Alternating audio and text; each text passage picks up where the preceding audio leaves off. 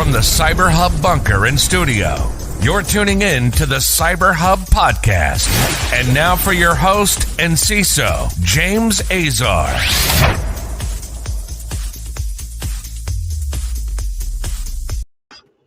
What it is, gang? How's it going? James Azar here with the Practitioner Brief. Good morning. It's Thursday, April 15th, or as we otherwise know it here in these great United States of America, it's tax day. On any normal year, today would be the day we're all rushing to the post office to get our taxes postmarked, because guess what? We're all procrastinators. But not this year. Tax day's been extended to May 15th, folks. So you don't have to worry about that. You can sit right in your chairs. Stay tuned. We've got an awesome Practitioner Brief coming up today. We're going to be talking about how hackers are flooding the web. Well, we don't call them hackers. We call them cybercriminals are flooding the web with 100,000 pages offering malicious PDFs. We'll talk about an unpatched exchange vulnerability that's allowing for cryptojacking. We'll talk about sanctions on Russia over SolarWinds. And we'll talk about the FBI nuking web shells. We spoke about it yesterday, twice today. Third time's a charm. Joining me on today's show is my good buddy, John Burton, from our friends over at Whistic. John, good morning. Good morning. It's great to have you on. For those tuning in, we are live on Facebook, LinkedIn, and YouTube. Make sure to comment and subscribe. You can ask us your questions as we go about the show today. Today's show is brought to you by our friends over at Whistic. If you haven't taken the Excel challenge with me in Whistic, you should do that right now. Go check it out. The Excel challenge that I'm doing with Whistic. You guys are going to absolutely love it because I'm a recovering Excelaholic. That be right, John? Huh? A recovering Excelaholic? Something like that. Yeah? Yeah, we spend a lot of time in Excel, don't we? We do. We absolutely do. I'm trying to recover. All right, folks, our ceremonial sip of coffee this morning as you all join us for the show. Have my ceremonial double espresso. I know, James, styrofoam cup. I know. So here's the deal. John and I were having such a good conversation. I had to go make myself a very, very quick cup of coffee. And being a man, I don't ever do the dishes here downstairs in my... So I had no clean, glass cups. So I had to use one of these. I'm sorry. But espresso's still good. Cheers. Cheers. All right, here we go. Let's get right into today's stories. John and I have got a lot to talk about from a risk, impact, and mitigation perspective. Cybercriminals are flooding the web with over 100,000 pages that are offering malicious PDFs. So here's the deal. Why put hackers and then make the first word in your opening paragraph cybercriminals? Why not just use cybercriminals across? I don't know who wrote this at the Hacker News. Ravi Lakshmanan. Shame on you, buddy. Shame on you. I'm going to call you out on this one. All right. Here's the deal. Cybercriminals are resorting to search engine poisoning techniques to lure business professionals. They're targeting business professionals with this one to legitimate Google sites that install a remote access Trojan capable of carrying a wide range of attacks. The attacks itself works by leveraging searches for business forms such as invoices, templates, questionnaires, receipts as a stepping stone towards infiltrating the system.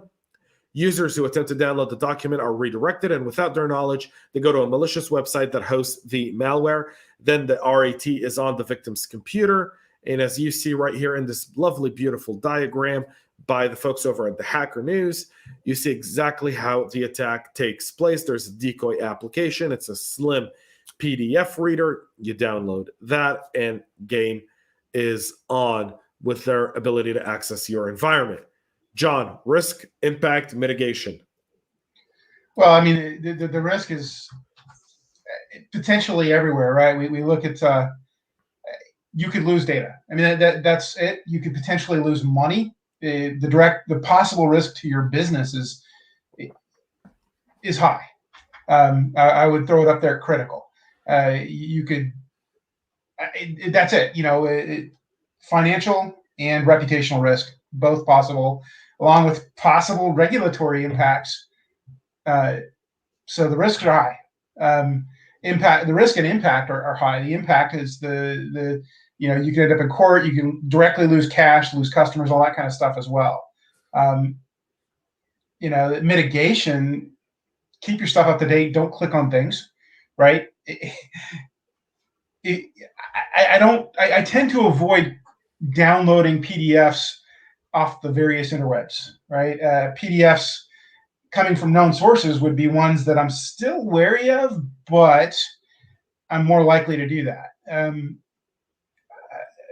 clicking on PDFs that I've found off a random Google search, that makes me nervous. And I think from a business standpoint, that amounts to educating your staff and keeping them up to date and knowledgeable on, and I think that part of that too is constantly training them, right? If you go through and look at the impact of training, the further we get away from the training, the less value that training has, or the less likely that your staff is to recognize or utilize that training. True. One thing with mitigation here that I will add to what John just said, and Spencer and Eric will get to your questions here in just a moment. So here's where I'm going to go with this. Block Slim PDF from having any access to your system. Just block it right away. Go into your system admins this morning, get to your SOC team, get Slim PDF. That's how they're doing it. So Spencer's question is the threat being implemented through API programming? No, it's being done through a malicious app, Spencer. The malicious app is Slim PDF. So what they're doing is you're going and let's say you're searching for a template for an invoice. You go and you download the template to the invoice, and then it's not launching it in Adobe. It's launching it in a different PDF format, something called Slim PDF. That's the decoy. Block Slim PDF, you essentially eliminate the threat, and then click, like John just said, from a training perspective, on your trusted sources. That's really, really important. Before we continue, though, good morning to Eric. Eric, what's happening, my brother from another mother? How are you doing, man? So here's one thing. You see that ugly shirt right behind me? Yesterday, thanks to all of you great people and your awesome donations on the Tech Town Square last night, I took off my iconic black t-shirt and wore that ugly piece of thing that's there. It's just, we're at $2,062 today. We're $438 from our second milestone where I get to wear, I don't know if that shirt, but I'll wear 3 different Paisley shirts for 3 different shows. You guys get to vote on those shows on a LinkedIn poll. So make sure to do that. That's go support that. The link is in the description of this podcast. So make sure to get that and then go support the Wounded Warrior Project and this great cause. Spencer, block the Slim PDF through the firewall. Yes, you can. You can also block it from essentially getting into your environment altogether, but you can block it through your firewall. And it's there. Eric can't believe he missed me wearing Paisley. Eric, just go to my feed. Next video down is the Tech Town Square, man. You can't miss it. And you get to see an hour of me supporting that shirt, an entire hour of me wearing it. It was the talk of the show last night. So yes, we'll move to our next story here, where Microsoft unpatched Microsoft Exchange servers are in for cryptojacking. Now, one of the stories we're going to talk about in just a minute here is going to be about what the FBI did yesterday with getting these warrants and going in and removing the web shells. But here's an example of why you should never trust government to do anything for you, because they always do a half-ass job. So Microsoft is doing Microsoft Exchange vulnerability are now being hit with the Monroe crypto miner. And this is according to our friends over at Sophos. So there's no identity yet, but what we do know is that they are mining for crypto, specifically Monroe, from victims who have not yet patched their Microsoft Exchange servers. So risk, impact, mitigations. Go, John. Well, I mean, risk again is you're losing. I mean, if they're mining for crypto, you're losing access to your processor at that point, right? Along with the fact that you're compromised. And if I'm a bad guy, I'm not going to stop there. I'm going to pivot and go in and go after everything else as well, right? Impact, obviously, it's the same as before. The impact is always potential, right? The impact is potentially losing your business, shutting down, right? You're impacting your investors, your customers, your employees, everybody at that point. The mitigations, come on, it's the same as before. Really, I mean, I think this is one of the frustrating things from somebody who's I've been doing IT since the mid-90s, just about every role there is to have. And having a plan around your IT, not just cybersecurity. There's your entire IT program, your data management, your information technology, everything.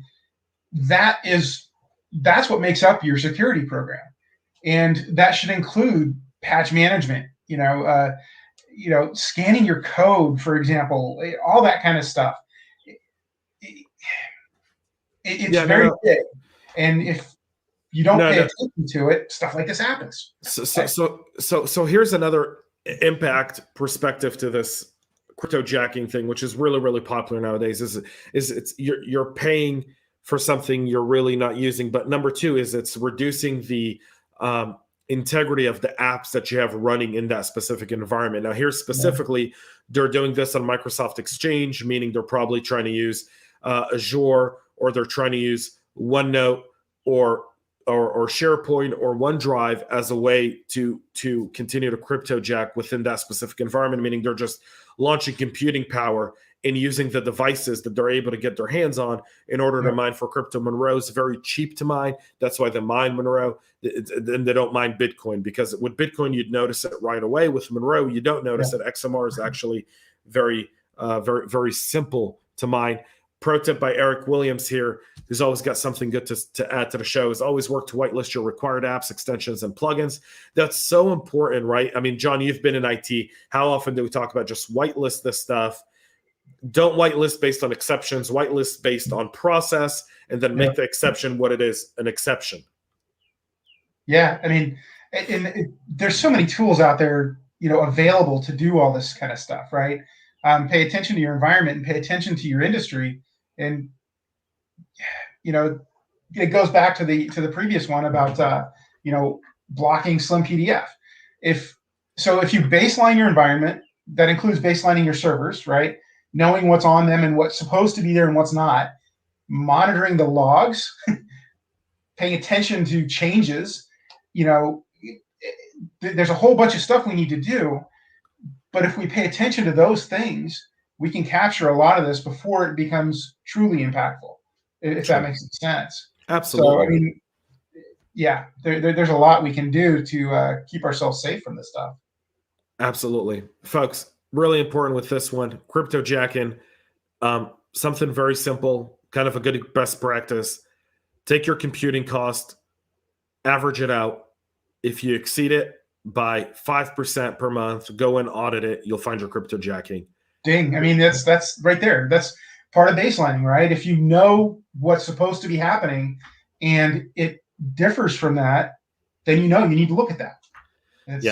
Just have someone look at the bill. It's really that simple. I know people go like, it can't be that simple. And I'm like, no, it's really that simple. We've set a baseline for our cloud bills for anything that we use for computing. And if it exceeds itself, meaning if it goes up by 100%, then and it's because we've launched 15 other apps, that's completely different. But we know the business, right? So we're able to understand that. Let's talk about our next story. So months after SolarWinds, we're now about to announce sanctions on Russia again. So here we go, folks. So the sanctions, which have been foreshadowed for weeks by the administration, I'm wondering if we're going to do the same for what China did to Microsoft. So very curious about this one. So Russian hackers are believed to have been infected widely. It's now, based on the ODNI report this week, we now know that ODNI actually, attributes the getting into SolarWinds to Russia. Yesterday, President Biden actually spoke to his counterpart in Russia, President Vladimir Putin. And so the sanctions presumably are intended to send a clear retributive message to Russia, and told Putin that they want to de-escalate tensions. So on the Russian military buildup on the Ukrainian border, and so forth. So we'll see what goes on there. Really not much to comment on this one, other than please beware and hold your elected officials to the same standard with Russia that it comes to China, and let them know that we're the sanctions on China for what they did to Microsoft in exchange. I'd like to throw one thing out there on this too.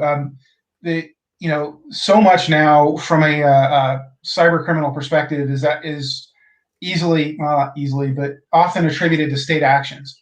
And we have I believe that those of us in private industry have a personal responsibility to kind of maintain our environment in a way that reduces the likelihood of things like this. Yeah. Which those things we were talking about before, it's amazing how many of these things all kind of feed together, right? If we look at the initial one, that's a door in, right? If I send, if you click on a bad PDF and I have a door into your environment, that opens me up, allows me to pivot and go different directions and do bad things. If we don't patch our server environment, again, same kind of concept. So yeah, I think this all kind of plays together if we really step back and take a look at it. it does. I think there's one aspect to this when we talk about SolarWinds. The SolarWinds was more than just one nation state. So I know that we have a tendency to always want to look at Russia, but the immediate threat to our nation today is not Russia, it's China. And so we should devote our energy to the places where we do see the threats, and not, Russia's more worried about the Ukraine and Moldova and Georgia than they are about the U.S. They're not going to drop paratroopers on New York anytime soon. And their economy is nowhere near the size of ours. So, let's focus where we need to be. This is just noise in the system. It does nothing to me, unfortunately. So I want to talk about this right here. So we talked about this yesterday. I told you yesterday on the show, I don't know how I feel about it. Then on the Tech Town Square last night, by that time I had formed an opinion. John, you and I were talking about this before, and I mentioned it earlier.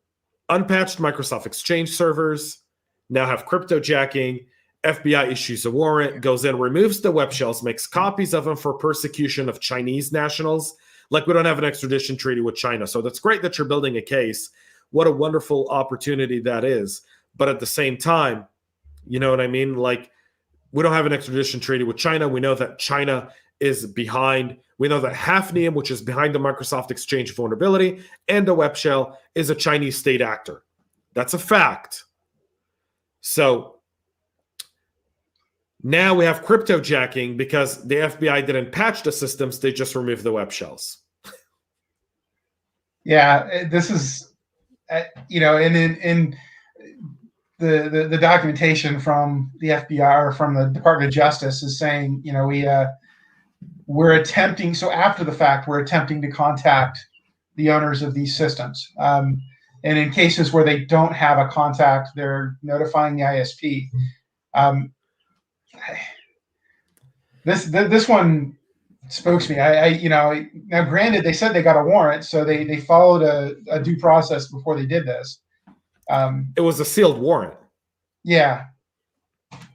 So it was a sealed warrant. I don't know. I mean, I kind of gave my 2 cents on this last night, and I said that I think this is a clear overreach. I think this is bad precedent.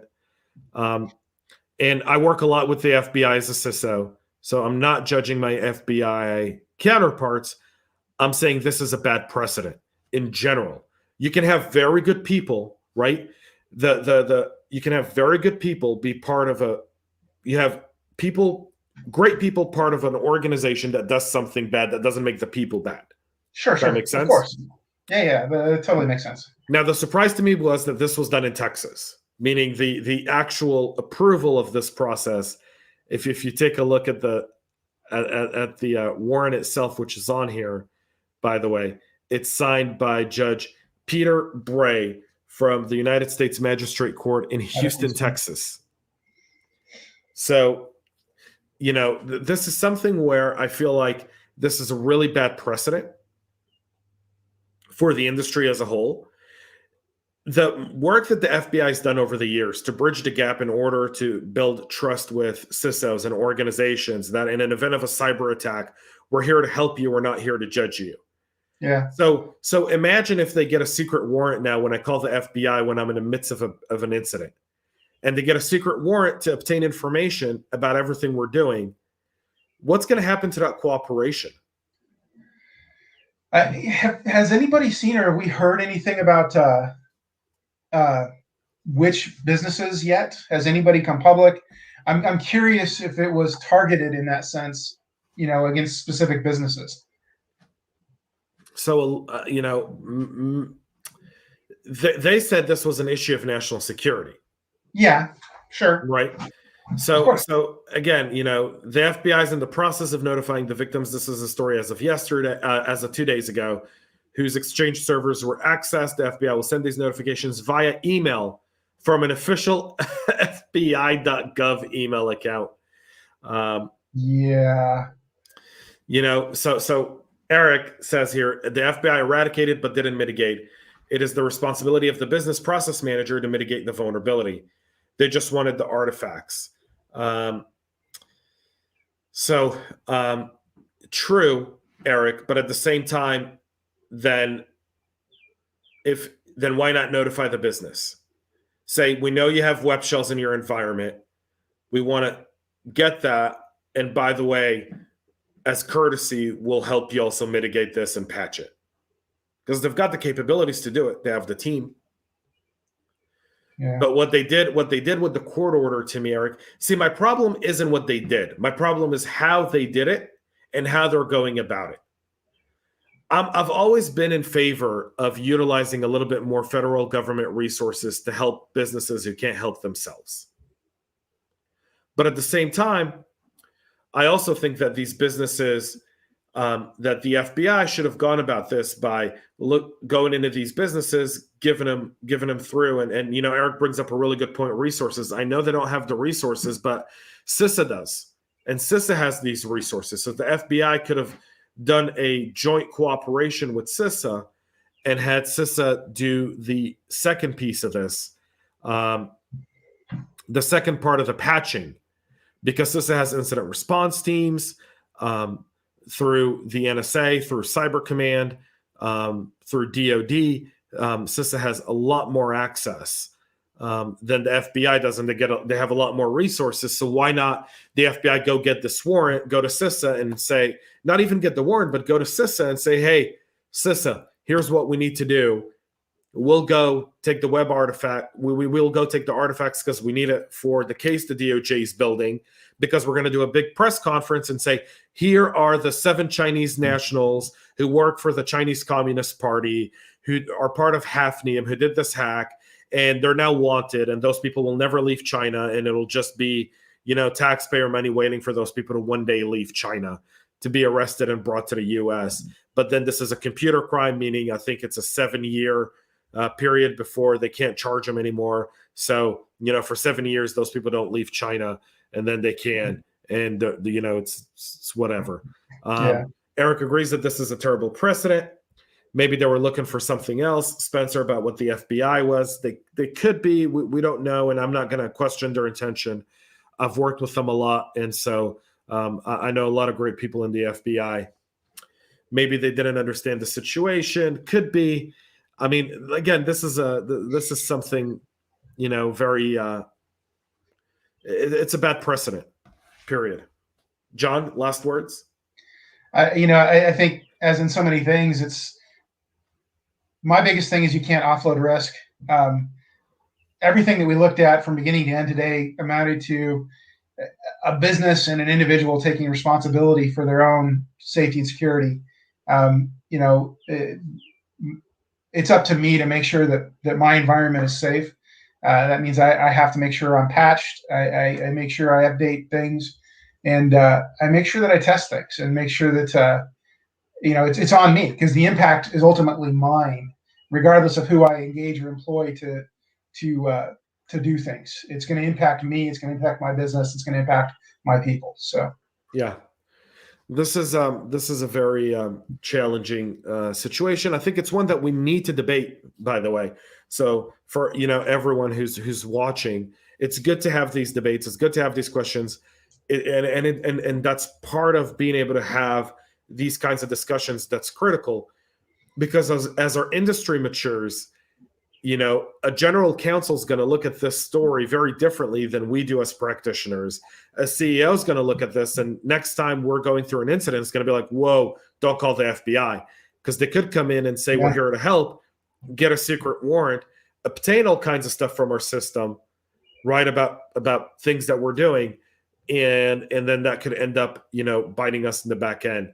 And I think that's where this was a very short-sighted approach by someone in the FBI field office. I think this was someone who was screaming, the sky's falling if we don't do this, instead of building an approach with CISA and Secret Service and, maybe a few community organizations. They could have reached out to ISC Squared. They could have reached out to the CTI League. They could have reached out across a bunch of different organizations, or InfraGard. Yeah, Eric puts this. Again, but this is, the FBI and says that in an InfraGard that they don't loop CISO in an investigation, that the victim needs to do that. I mean, have we learned nothing from 9/11? Have we learned nothing from those situations? Really? I mean, these are why big governments suck, right? Because if this was a tight-knit cyber organization, like what we see in some of our allies, like, for example, in Israel, where everyone's just interconnected like that, and one organization runs point, like the U.S. CERT. Like, why wasn't the U.S. CERT put in charge of this? Right? Like, we have so many different cyber organizations. I could keep going forever, but we're like way over time on today's show. Like, we've doubled our time. So I want to end with that. But, Eric, you bring up such good points, man. This is such a debatable thing, and we can do an entire show on it. But it's a bad precedent, and I think over the long run, it's going to set us back in the way we've been able to build the FBI within the cyber team to the business. This is going to set us back a little bit more than before. All right. That's it for us here today, folks. John, thank you so much for coming on the show. Thank you. Thanks for having me. It's been great having you. Thank you to Whistic for their support of the show. Make sure to check them out and take the Excel challenge that I'm taking right now with Whistic. You can check that more. You can check that out more at whistic.com/cyberhub, and you can see their link in the show notes as well. Until then, folks, tomorrow, a brand new Tech Corner. Yesterday, I had Sam Phillips over from Wells Fargo, the head of enterprise architecture, of security enterprise architecture over from Wells. We did an awesome podcast on the CISO Talk Show, so make sure to check it out. Please make sure to continue to donate. The link to the donation to get me to wear more ugly Paisley shirts. Everyone had a good laugh yesterday on the Tech Town Square. We're only $438 shy of our second milestone, where I wear any ugly Paisley shirt you send, or I'll probably end up buying a few and getting your approval on those as well if you've donated to wear next week as well. So thank you so much, guys. Really, really appreciate you guys all being here. Until next time, have a great rest of the week and stay cyber safe.